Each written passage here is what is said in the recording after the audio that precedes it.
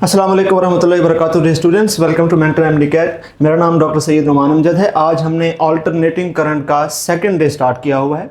इसमें हम देखेंगे कि ऑल्टरनेटिंग करंट, जिसकी बेसिक्स हमने लास्ट लेक्चर में डिस्कस कर ली थी कि होता क्या है, कैसे बढ़ता घटता है, कैसे उसकी डायरेक्शन चेंज होती है, ऑल्टरनेटिंग करंट और डायरेक्ट करंट को डिफरेंशिएट करने का बेसिक क्राइटेरिया क्या होता है। हमने कहा था डायरेक्शन चेंज होना लाजमी है।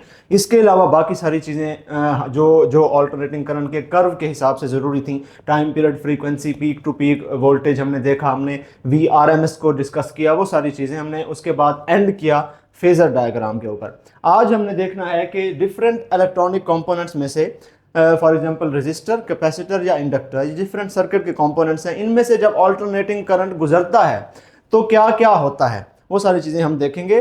3 डिविजन्स में ये लेक्चर आज जो है वो डिवाइडेड है। इस वीडियो में हम देखेंगे कि रेजिस्टर में से ऑल्टरनेटिंग करंट का क्या बिहेवियर होता है। ठीक हो गया। आपको डायग्राम में एक AC का सोर्स नजर आ रहा है। This is an AC source जिसकी polarity after a certain time interval reverse हो जाएगी, और इसके साथ सिर्फ एक रेजिस्टर लगा हुआ है। This is the complete circuit. सिर्फ 2 कंपोनेंट्स हैं, एक AC सोर्स, एक रेजिस्टर।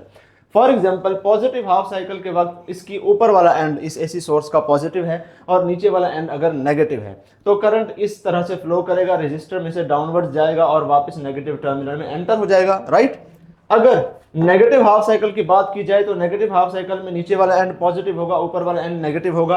करंट यहां से निकलेगा इस तरह से घूमता हुआ, रेजिस्टर में से गुजरता हुआ वापस नेगेटिव एंड में चला जाएगा, ठीक है। और अगर इसकी हम डायग्राम बनाएं तो हम देखेंगे कि ये जो येलो वाला कर्व है जो यहां पर शो हुआ है आपको,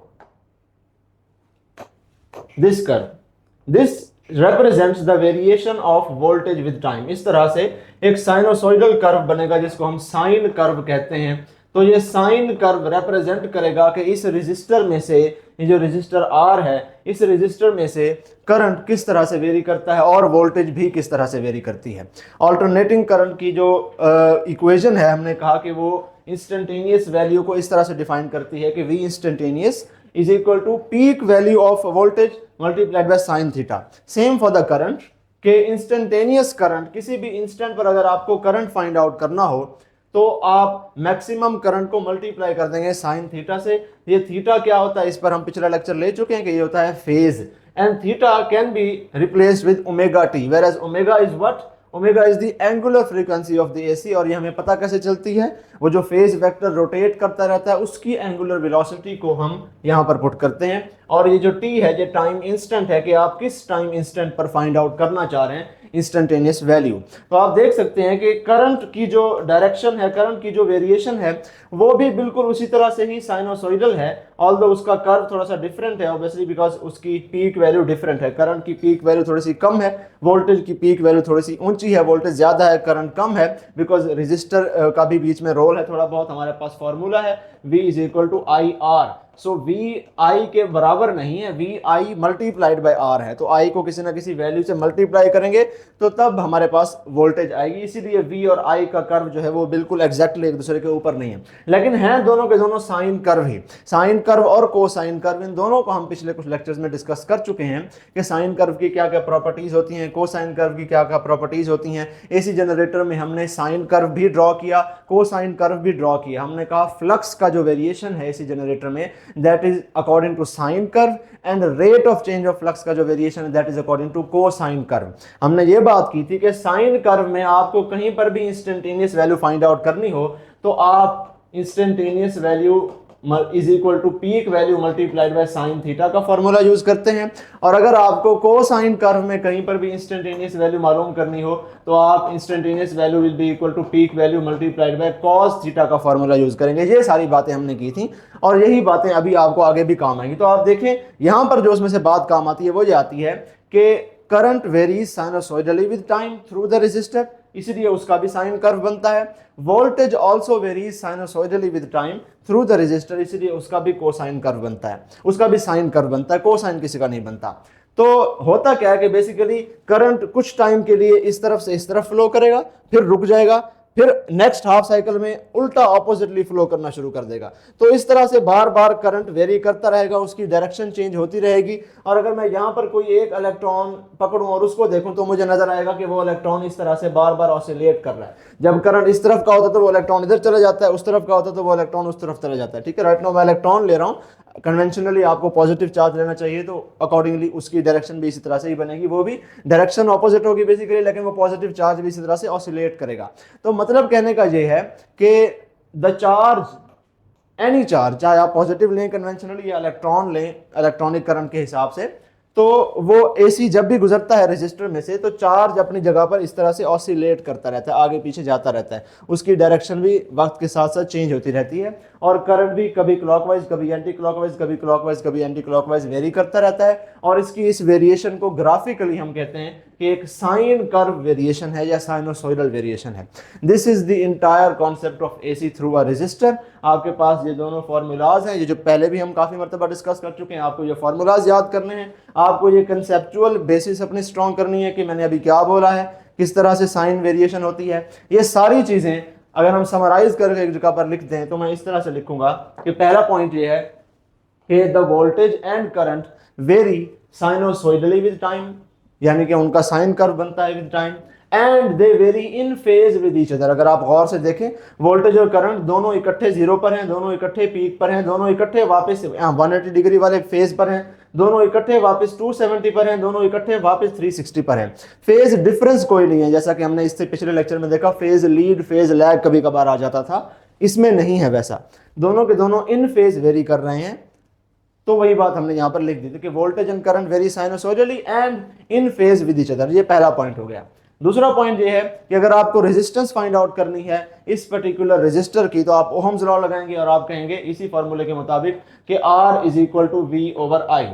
ठीक है, ये बात समझ में आ गई, आपको ऑलरेडी ओहम्स लॉ पता है। लेकिन आप कहेंगे कि सर जी ऑल्टरनेटिंग करंट है, वेरिइंग करंट है, तो ये वाली वोल्टेज की वैल्यू लूं, ये वाली वोल्टेज की वैल्यू लूं, ये पीक वाली लूं, नीचे वाली लूं, नीचे वाली लूं, कौन सी वोल्टेज की वैल्यू? इतनी सारी तो वैल्यूज हैं, वोल्टेज की वैल्यू तो बढ़ती घटती जा रही है। फॉर एग्जांपल अगर मैक्सिमम वोल्टेज 10 है तो वोल्टेज हमेशा 10 तो नहीं रह रही, कभी 1 है, 2 है, 3 है, 4 है, 5, 6, 7। तो मुझे इस फॉर्मूले में वोल्टेज की, इसी तरह करंट भी वेरी कर रहा है, तो वोल्टेज और करंट की यहां पर मैं कौन सी वैल्यू लूंगा कि मुझे रेजिस्टेंस फाइंड आउट करने में जो है मुझे जवाब आएगा? क्योंकि डिफरेंट वैल्यूज है तो डिफरेंट वैल्यूज तो नहीं पुट कर सकते, एक वैल्यू कोई ना कोई होनी चाहिए। तो उसका जवाब यह है कि आपको इन दोनों की इंस्टेंटेनियस वैल्यूज पुट करनी है, कोई भी। फॉर एग्जांपल अगर मैं फाइंड आउट करना चाहता हूं इस टाइम इंस्टेंट पर, तो मैं इस टाइम इंस्टेंट पर करंट की भी वैल्यू देखूंगा, इसी टाइम इंस्टेंट पर मैं वोल्टेज की भी वैल्यू देखूंगा, दोनों को यहां पर पुट कर दूंगा। फॉर एग्जांपल इनका जवाब आता है 2 ओम, रेजिस्टेंस मेरे पास 2 ओम आ गई। फिर मैंने कहा नहीं, मैं ये वाली वैल्यूज नहीं लेता, मैं कोई और वैल्यू लेता हूं। फॉर एग्जांपल मैं इस वैल्यू पर, इस टाइम इंस्टेंट पर लेता हूं, तो इस टाइम इंस्टेंट पर जो करंट की वैल्यू है, जो वोल्टेज की वैल्यू है, वो दोनों मैं उठा के इसमें पुट करूंगा, मेरा जवाब स्टिल 2 ओम्स ही आएगा। ठीक है ना? डिफरेंट इंस्टेंट्स पर ऑल्दो करंट और वोल्टेज बढ़ता घटता रहता है, लेकिन इस तरह से करंट बढ़ता घटता है और वोल्टेज भी इस तरह से बढ़ता घटता है कि दोनों का रेशो कांस्टेंट रहता है। और वो दोनों का जो रेशो है, ratio of instantaneous voltage to instantaneous current, that is resistance. ठीक है ना? क्योंकि इस रेजिस्टर की रेजिस्टेंस तो चेंज नहीं हो रही, वो तो अपनी जगह पर है, अनलेस आप इसको हटा के कोई और रेजिस्टर लगाएं तो वो कांस्टेंट है। And that resistance is given bye ratio of V over I। तो हम ये कह देते हैं कि रेशो ऑफ V और I भी हर इंस्टेंट पर कांस्टेंट है। ये चीज पॉइंट नंबर 2 में लिखी हुई है कि the resistance is given by R is equal to instantaneous voltage divided by current which is instantaneous too, दोनों की instantaneous value. Whereas R resistance is constant for a given resistor, unless आप ये resistor ही change कर दें तो तब ये V और I की जो रेशो है ये चेंज होगी। रेजिस्टर पहले अगर 2 ओम का था तो V और I की जो रेशो है वो हर इंस्टेंट पर 2 ही रहेगी। अगर आपने रेजिस्टेंस 3 ओम का लगा दिया है फॉर एग्जांपल, तो V और I की जो रेशो है वो हर इंस्टेंट पर 3 ओम्स ही रहेगी, कोई इंक्रीज डिक्रीज नहीं होगी। ठीक हो गया? तो unless and until resistor same है, the ratio of V and I will remain constant throughout the cycle, throughout the AC cycle। तीसरा पॉइंट ये है, अब पावर की बात है। हमने कहा कि जी इससे पहले करंट इलेक्ट्रिसिटी में हम पढ़ चुके हैं कि power is equal to IV, या power is equal to V square over R, या power is equal to I square R। ठीक है? उस केस में डायरेक्ट करंट होता था, बैटरी को हम डिस्कस करते थे, हमारे पास करंट की कोई वैल्यू होती थी, वोल्टेज की कोई वैल्यू होती थी, वो इधर पुट करते थे या इधर पुट करते थे, रेजिस्टेंस के साथ डिवाइड करते थे, या इधर करंट की वैल्यू पुट करके रेजिस्टेंस के साथ मल्टीप्लाई करते थे, तो पावर आ जाया करती थी। लेकिन यहाँ पर अगेन अब वोल्टेज करंट की वैल्यूज इंक्रीज डिक्रीज हो रही हैं, तो अकॉर्डिंगली पावर की वैल्यू भी इंक्रीज डिक्रीज होती रहेगी। सो आप क्या करेंगे? आप कहेंगे power is equal to instantaneous power, basically is equal to instantaneous current, instantaneous voltage, या इंस्टेंटेनियस वोल्टेज का square divided by resistance. Resistance constant ही है, वो इंस्टेंटेनियस नहीं है, वो तो सेम ही है ना, रेजिस्टर पर डिपेंड करती है वो। Multiplied by instantaneous is equal to instantaneous current का स्क्वायर टाइम्स आर।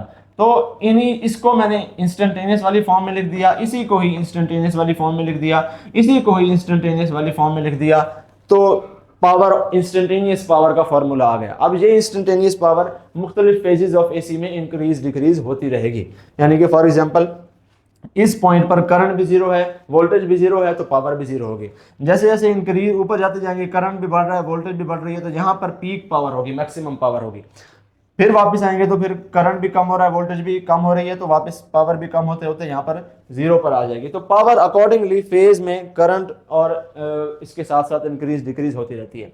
ठीक हो गया। So instantaneous power dissipated in the resistors given by P instantaneous is equal to, ये वही सारे फॉर्मूलाज दोबारा लिख दिए गए हैं। ये 3 पॉइंट्स हमने जो है याद रखने हैं एसी थ्रू रेजिस्टर के हवाले से। एक और पॉइंट मैं यहाँ पर ऐड करता चलूं कि अब चूंकि ये पावर इंक्रीज डिक्रीज हो रही है, अब मुझसे कोई आके पूछे कि आपका ये जो जनरेटर है, जो एसी का सोर्स है, जनरेटर है या कुछ भी है, ये कितनी पावर देता है, तो अब मैं उसको क्या बताऊंगा। इंस्टेंटेनियस पावर तो इंक्रीज हो रही है, डिक्रीज हो रही है, कभी 0 वाट है, कभी 100 वाट है, कभी फिर वापस 0 वाट है, फिर इस तरह से इंक्रीज डिक्रीज होती रही है। अगर मैं उसको ये बता दूं कि मेरा ये एसी सोर्स 100 वाट का है, पीक वाली वैल्यू जो है वही बता दूं, तो ऑब्वियसली वो उसको जिस अप्लायंस को पावर करने के लिए यूज करेगा, वो अप्लायंस ठीक तरह से काम नहीं करेगी, क्योंकि पीक पावर तो सिर्फ थोड़े से इंस्टेंट के लिए आती है ना। तो इसको मैं जिससे भी जोड़ूंगा, पीक पावर तो सिर्फ इस इंस्टेंट तक आएगी, बाकी आगे पीछे तो 100 वाट नहीं मिल रहा उसको, 100 वाट सिर्फ छोटे से टाइम के लिए मिल रहा है। तो इसके लिए फिर हम एवरेज पावर का कॉन्सेप्ट यूज करते हैं, और वो एवरेज पावर के लिए हम क्या करते हैं, हम वोल्टेज की भी आरएमएस वाली वैल्यू और करंट की भी आरएमएस वाली वैल्यू ही यूज करते हैं, और उन्हीं से ही पावर निकालते हैं और फिर अगले को बताते हैं कि जी ऑन एवरेज इतनी पावर यहाँ पर डिसिपेट हो रही है। ठीक हो गया। लेकिन इंस्टेंटेनियस पावर के लिए आपको हर इंस्टेंट का अलग अलग करंट वोल्टेज पता होना चाहिए, आपको फिर उस इंस्टेंट की पावर पता चलेगी और वो वेरी करती रहेगी। ऑन एवरेज अगर एक वैल्यू आप देना चाहें तो फिर आप आरएमएस वाली वैल्यूज को यूज करके पावर फाइंड आउट कर सकते हैं। आखिर में फेजर डायग्राम हमने इसकी बनानी है, तो हम देख सकते हैं कि जब करंट जीरो वाले फेज पर है तो तब वोल्टेज भी जीरो वाले फेज पर है, तो हमने दोनों को अपने अपने 0 0 वाले पॉइंट पर ड्रॉ कर दिया। ग्रीन वाला एरो किसको शो कर रहा है, यहाँ पर ग्रीन वाला जो एरो है वो यहाँ पर जो है करंट को शो कर रहा है। ग्रीन वाली जो वेव फॉर्म है वो पूरी की पूरी यहाँ पर करंट की आप देख सकते हैं, और येलो वाली वेव फॉर्म वोल्टेज की है। सो हमने येलो वाला जो एरो है वो बड़ा बनाया है उसका वेक्टर, क्योंकि length of the vector represents the value of that, या represents the magnitude of that particular quantity जिसको आप रिप्रेजेंट करना चाह रहे हैं। तो वोल्टेज को रिप्रेजेंट करना चाह रहे हैं, उसका तीर बड़ा बनाया है। करंट को रिप्रेजेंट करना चाह रहे हैं तो फिर ग्रीन वाला एरो छोटा बनाया है। दोनों हैं यहाँ पर 0 डिग्री के ऊपर ही, इससे शो होता है कि ये दोनों एग्जैक्टली इन फेज हैं। ठीक है, आफ्टर 90 डिग्री ये दोनों वेक्टर 90 पे पहुंच जाएंगे, फिर ये दोनों वेक्टर 180 पर और इकट्ठे ही घूमते रहेंगे यहाँ पर। सो इन फेज वेरिएशन को हमने फेजर डायग्राम में यूं शो करना है। This is all about AC through a resistor. Next video में you are going to study AC through a capacitor, और हम उसमें देखेंगे कि क्या उसमें भी इसी तरह से फेजर डायग्राम बनती है, क्या उसमें भी करंट और वोल्टेज इन फेज वेरी करते हैं, अगर नहीं करते तो क्यों नहीं करते, और कितना फेज डिफरेंस होता है, कौन सी क्वांटिटी फेज लीड करती है, कौन सी क्वांटिटी फेज लैग करती है, उसका फेजर जो है वेक्टर डायग्राम किस तरह से बनेगा, ये चीजें इंशाल्लाह नेक्स्ट वीडियो में डिस्कस करेंगे। तो मिलते हैं एसी थ्रू अ कैपेसिटर वाली वीडियो में, तब तक के लिए अल्लाह हाफिज, अल्लाह आपको कामयाब करे, खुदा हाफिज।